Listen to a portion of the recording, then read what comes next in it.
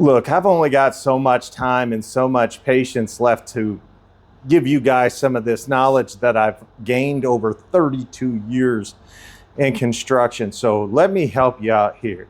This is a demo blade, but this will work on any saw blade on any surface. If you don't want to leave paint residue and you want to make sure that your saw blade goes through the wood faster, there is one thing that you need to use to make sure that that happens. And it's good old paste wax. The paste wax will actually make the surface of this slick.